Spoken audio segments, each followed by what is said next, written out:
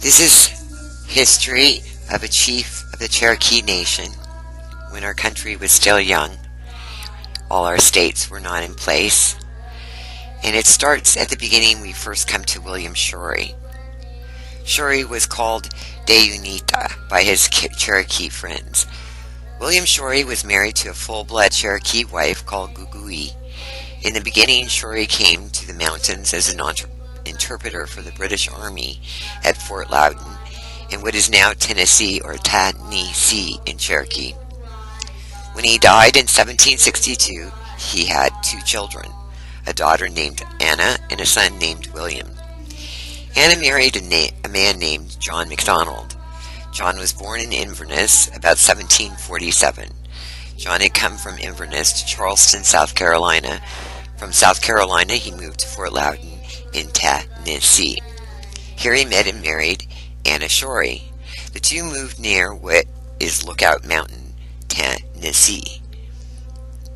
John had a trading post there where he dealt with the Cherokee on a daily basis, and this gave him much influence with the English, French, and the Spanish, who were all trying to have an influence with the Cherokee. The MacDonalds had 1 child, a daughter named Molly. In time, Molly met and married Daniel Ross. Ross was from Sutherland in Scotland and had come to the mountains to live and trade with the Cherokee during the American Revolution. Molly and Daniel Ross settled near the now older MacDonald and started a family. On October 3rd, 1790, a son was born, John Ross. It is rumored that young John had blue eyes, but in all portraits he is brown-eyed. John and his brother Louis came under the influence of their grandfather, the older MacDonald. According to MacDonald, they were to be brought up as Scots. John was born at Turkeytown, Georgia, now Etowah County, Alabama. John was 7/8 Scottish and 1/8 Cherokee. As John grew older, his father Daniel established a store at Chattanooga Creek, near the foot of Lookout Mountain. Daniel built a small schoolhouse and hired a teacher. It was here John started his education. Daniel Ross was determined his children would be well educated. John was educated and studied with Reverend Gideon Black, later moving to Maryville, Tennessee Academy. John's education in this time and place was unheard of. The average person in the time, white or Cherokee, was lucky to see the outside of a schoolhouse, let alone own a book or be able to read from it. Under his grandfather's influence, John dressed in the manner of white settlers and was made fun of by his young Cherokee companions. Under the influence of his grandmother, Anna, who was half Cherokee, half white, he was taught the Cherokee ways and developed a deep love for the Cherokee people, their traditions, and the Cherokee way. John had seen the aftermath of settlers raiding Cherokee villages. John vowed to help his Cherokee people any way he could. He would serve his Cherokee people by any means necessary. He knew his education was his best weapon. At the age of 19, John was sent to Arkansas by Indian agent Return J. Meigs to see the needs of the Western Cherokee of Arkansas. This was around 1809. In the War of 1812, John served with Andrew Jackson as an adjutant with the Cherokee Regiment. Jackson used the Cherokee in his various campaigns, but had a deep dislike of all native peoples. The Cherokee fought with much valor, but received no pay, and were on the lowest rung of the social ladder. In 1813-14, he again fought alongside Andrew Jackson in the Creek Wars. Andrew Jackson had 1,000 Cherokee with him, plus his regular troops. John Ross participated in the Battle of Horseshoe Bend on March 28, 1814, and attained the rank of lieutenant. The British Allied Creek Indians were defeated and peace was restored.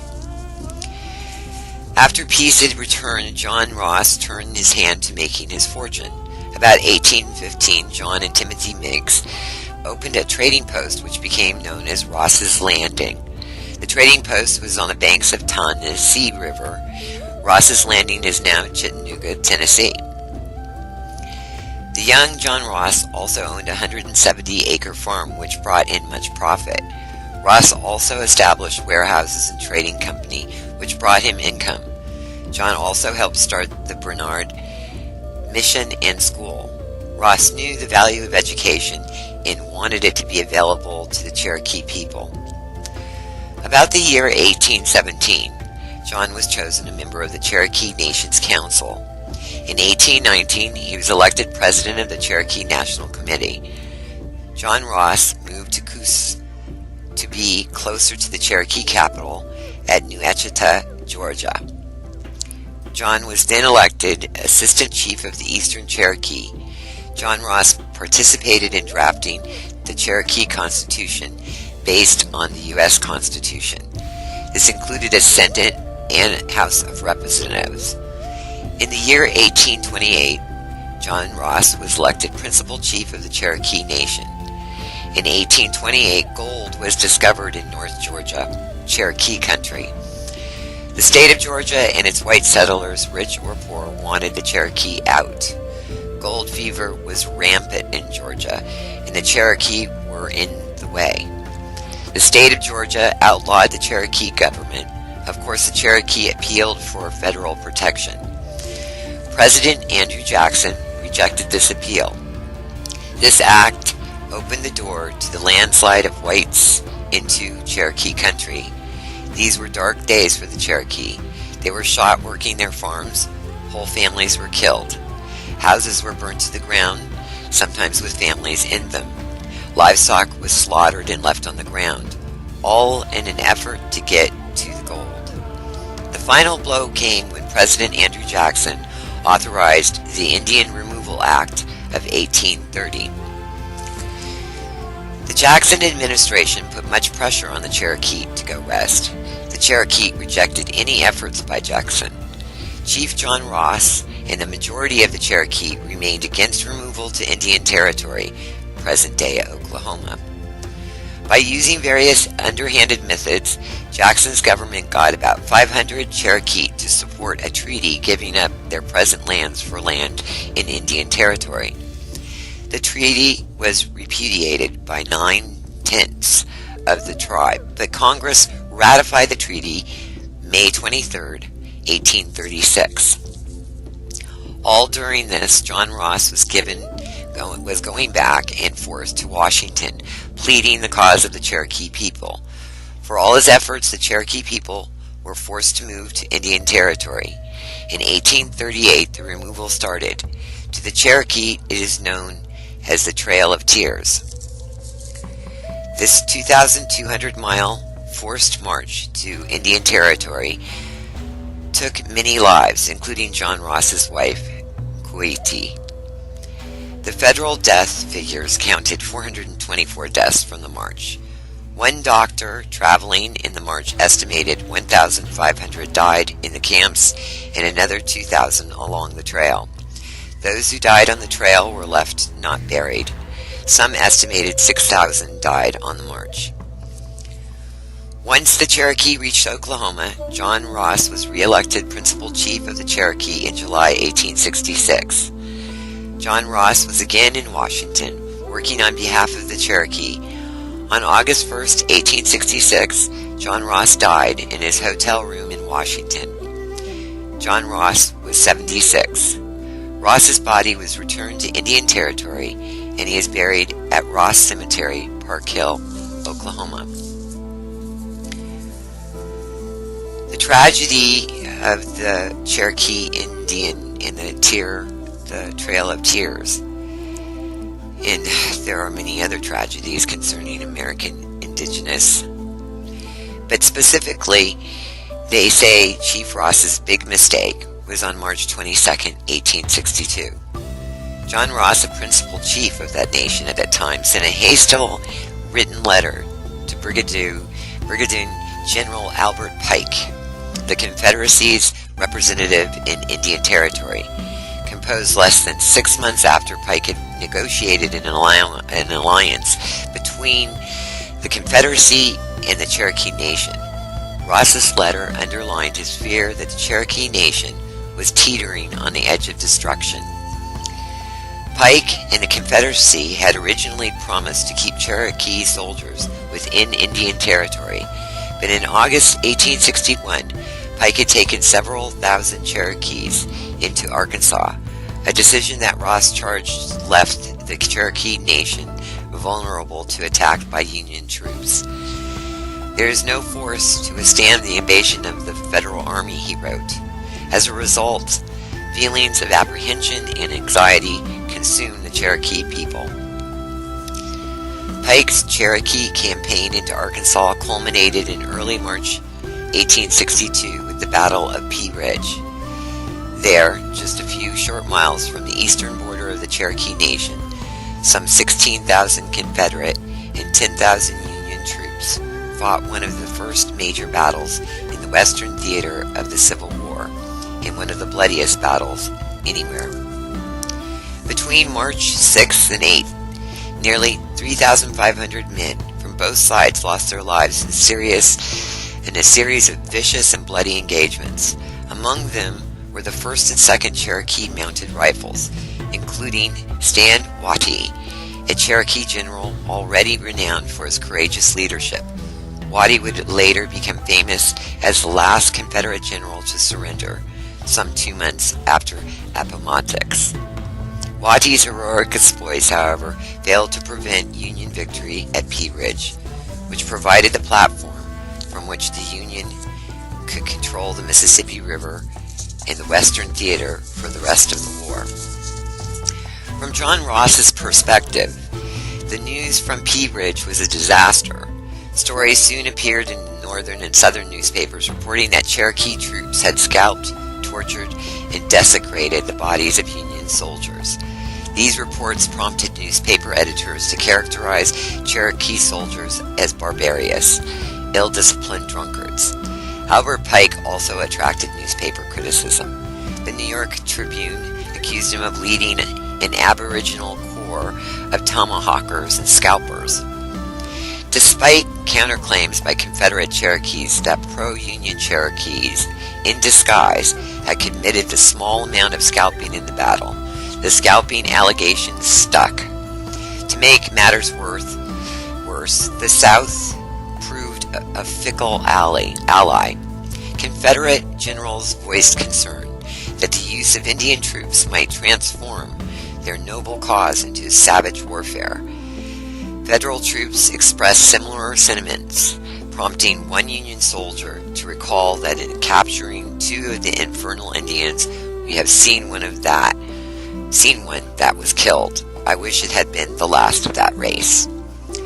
The West was a bloody, vile, and at times sadistic theater of warfare during the Civil War. Even still, the shock that the specter of scalping caused to white racial sensibilities in the North and the South posed as a great threat to the Cherokee Nation's future, as the more immediate danger of its unprotected northern and eastern borders. As the principal chief of the Cherokee Nation, John Ross had encountered these sentiments in the white man's political duplicity and violence before. The memory of federal troops forcibly escorting the vast body of the Cherokee people from their homes in the southeast and relocating them to Indian Territory at the end of 1830s remained fresh in the minds of thousands of Cherokees. If Union troops advanced on the Cherokees' border from Missouri and Arkansas and took possession of the Cherokee Nation, would the Cherokee be forced to go this time? Would military defeat mark the beginning of the end for the Cherokee? Would a desire to exact revenge for the reported scalpings at Pea Ridge inspire the wartime liquidation of the Cherokee people? Ross had tried to avoid such scenarios by remaining neutral when the war broke out, but he and other prominent Cherokee leaders soon sided with the Confederacy, believing that neutrality was not a viable political or military option. While the Cherokee people were by no means united in the official decision to align with the Confederacy, in fact, they were deeply divided over it. That decision held implications for the duration of the war.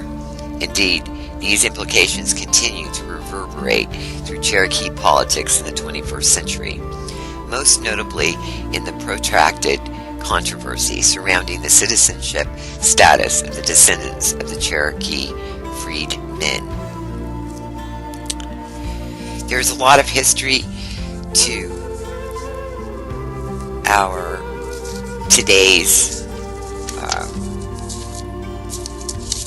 actions throughout all the states of the United States and the corporate action of Washington, D.C.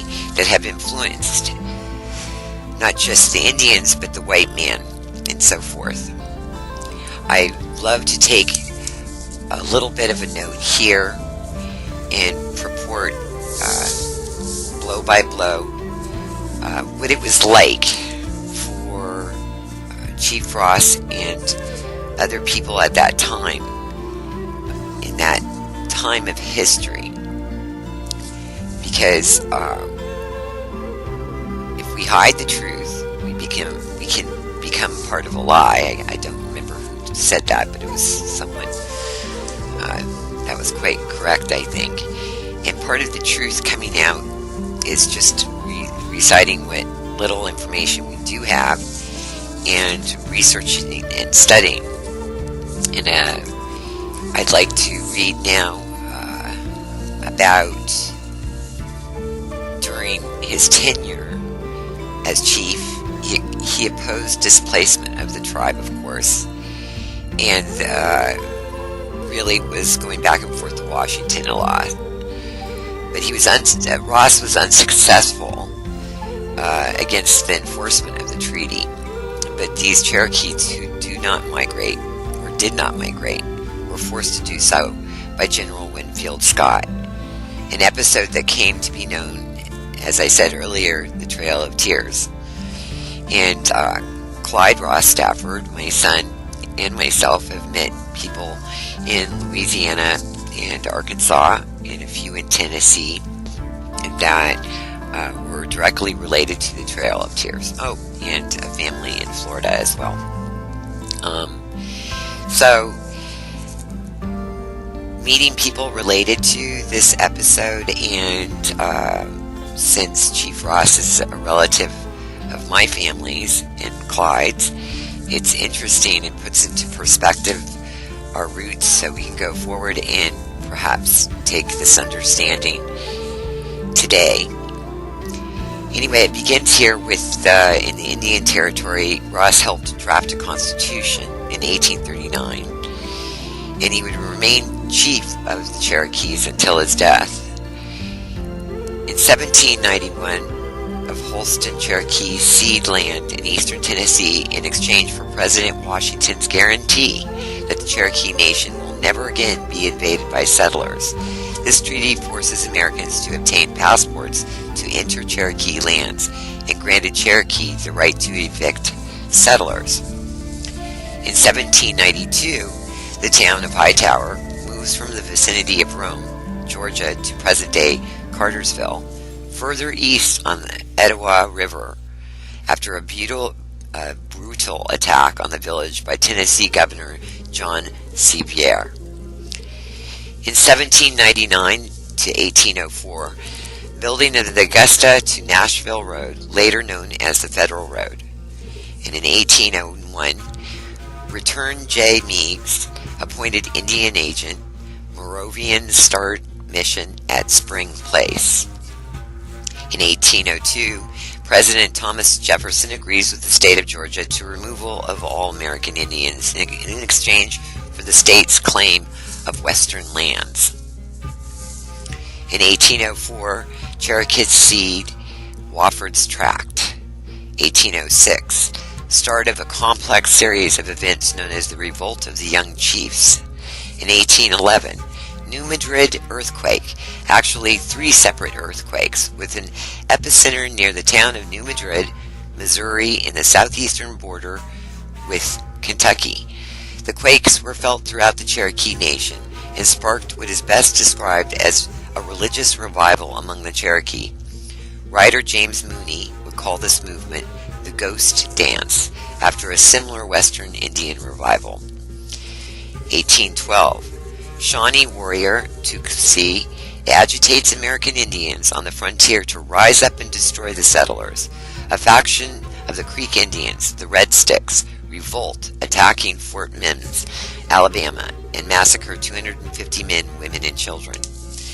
In 1813 to 1814, Cherokee warriors fight alongside future President Andrew Jackson during 2 campaigns, 5 major battles against the Red Sticks, saving both his army and his life in separate battles. In 1814, Jackson demands secessions of 2.2 million acres from the Cherokee. In 1817, secession of land east of the Unicoi Turnpike, Treaty of Turkeytown, instead of the 2.2 million acres demanded by Jackson. 1819, final secession of land in Georgia, and part of much larger secession. The Cherokee give up claims to all land east of the Chattanooga River. 1821, Cherokee warrior Sequoyah finishes his work on a written language, syllabary, for the tribe. Within 6 months, more than 25% of the Cherokee Nations learn how to read and write. 1822, Georgia begins press for cession of remaining Cherokee lands, citing Jefferson's. 1802, commitment to the state. 1828, gold discovered in Georgia. This discovery was on Cherokee land ceded to the U.S. in 1817, Dukes Creek. However, gold was soon found inside the Cherokee Nation. Publication of the Cherokee Phoenix begins with Elias Boudinot, editor. 1830, Cherokees were displaced from their ancestral lands in North Georgia and the Carolinas, primarily as a result of the gold rush around Dahlonega, Georgia in the 1830s. Cherokee evict encroachers in Beaver Dam on Cedar Creek, a few miles south of present-day Rome, Georgia. Passage of the Indian Removal Act.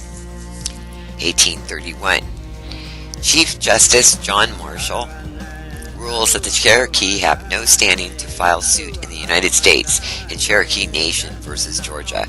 He then instructs Attorney William Wirt on how to correctly file. Samuel Worcester and others arrested for violation of Georgia law requiring whites to get permits to work in the Cherokee territory.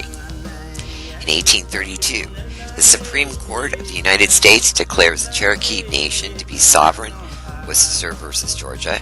This has constitutional implications, disallowing the state of Georgia from passing any law governing the Cherokee. Elias Boudinot resigns as publisher of the Cherokee Phoenix under pressure from John Ross because of his editorial support for removal. Georgia's 6th land lottery and the gold lottery. 1834. The Georgia Guard destroys the printing press in the offices of Cherokee Phoenix. 1835. Ross and John Howard Payne in Red Clay, Tennessee are illegally detained by the Georgia Guard. December 29th. Treaty of New Ekata signed in Elias Boudinot's home by members of the treaty party. 1838. Deadline for voluntary removal. Georgia Guard had begun roundup 5 days earlier. U.S. forces under command of Winfield Scott began roundup in Georgia, Tennessee, Alabama, and North Carolina. Cherokee are herded into forts, gradually making their way north to Cherokee Agency in southeastern Tennessee. Once the Cherokees reached Indian Territory, now Oklahoma, tensions ran high and the suspension of the Cherokee blood law was ignored. On June 22, 1838, after the adjournment of a tribal meeting, some of the prominent signers of the Treaty of the New Ekata were assassinated, including the drafter of the blood law, Major Ridge, along with John Ridge and Elias Boudinot. This started 15 years of civil war amongst the Cherokees. One of the notable survivors was Stand Watie, who became a Confederate general during the American Civil War. The Cherokees were one of the 5 civilized tribes that concluded treaties with and were recognized by the Confederate States of America. In 1848, a group of Cherokee set out on an expedition to California looking for new settlement lands. The expedition followed the Arkansas River upstream to Rocky Mountains in present-day Colorado, then followed the base of the mountains northward into present-day Wyoming before turning westward. The route became known as the Cherokee Trail. The group, which undertook gold prospecting in California, returned along the same route the following year, noticing placer gold deposits and tributaries at the South Platte. The discovery went unnoticed for a decade, but eventually became of the primary sources of Colorado gold rush of 1859. Other Cherokees in western North Carolina served as part of Thomas's Legion, a unit of approximately 1,100 men of both Cherokee and white origin, fighting primarily in Virginia, where their battle record was astounding. Thomas's Legion was the last Confederate unit to surrender in North Carolina at Waynesville, North Carolina on May 9, 1865. The Cherokee Nation citizens lost their right to elect their own chief in 1907, when Oklahoma became a state. Various chiefs were appointed by the presidents until 1970, when the Cherokees regained their right to elect their own government via a congressional act signed by President Nixon. W. W. Keeler was the first elected chief of the Cherokee Nation. Keeler, who was also the president of Phillips Petroleum, was succeeded by Ross Swimmer, Wilma Mankiller, Joe Beard, and Chad Smith, who is currently the chief of the Cherokee Nation. The Cherokee were divided into 7 clans. People in a clan had to marry outside of his or her clan. Then the male lived with his wife's family, matriarchal. Before the Europeans came over, they lived together in square houses made of bark, wood, earth, and clay. Later, they lived in log cabins. Their economy consisted of cultivation of corn, beans, and squash.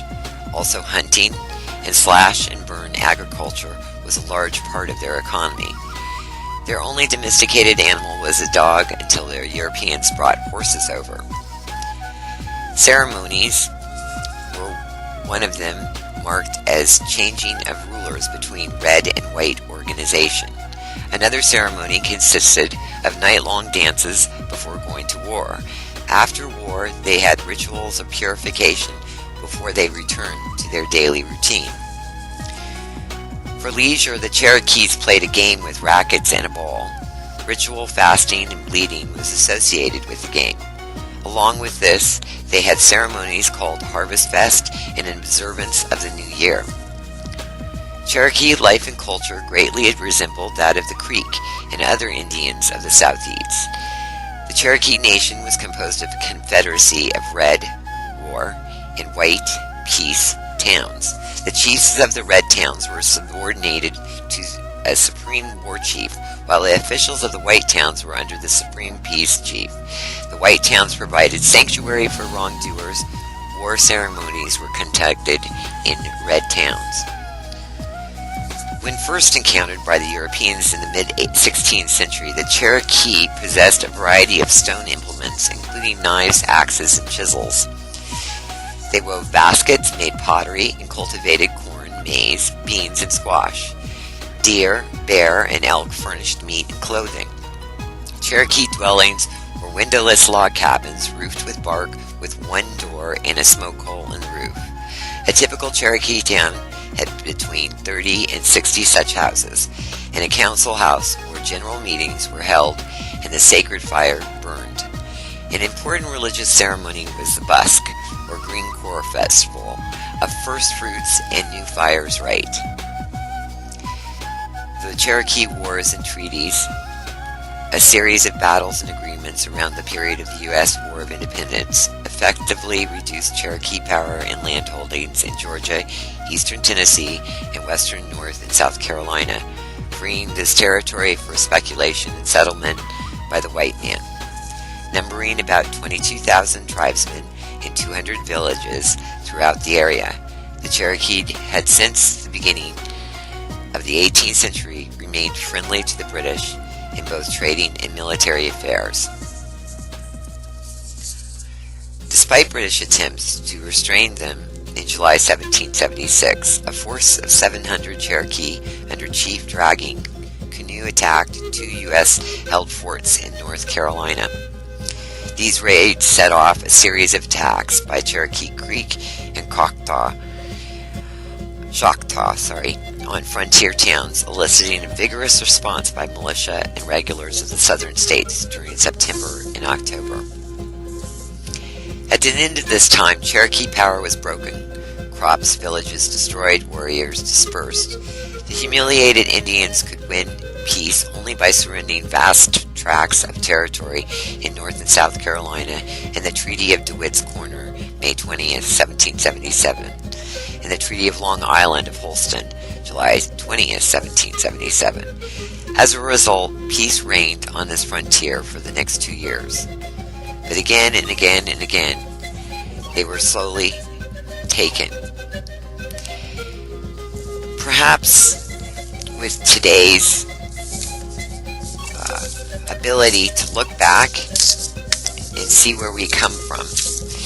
And I wanted expressly for Clyde Ross Stafford to see that his great-grandfather, Clyde Ora Ross, who was a direct descendant of Chief John Ross, could bring forth a wonderful opportunity and clarity that our decision-making, young and old alike, are like a ripple effect in water. Happy holidays, and I hope to do some more history of our wonderful United States. Thank you.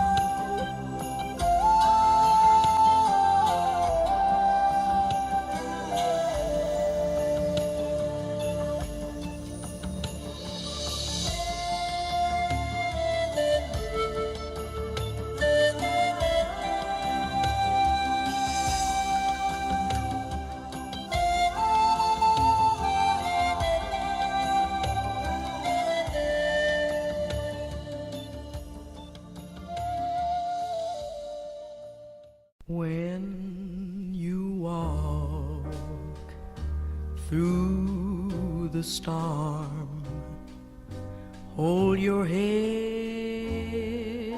up high and don't be afraid of the dark.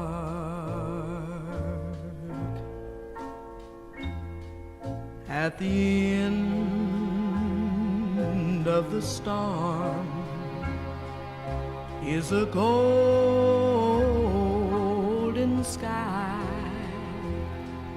and the sweet silvery song of a long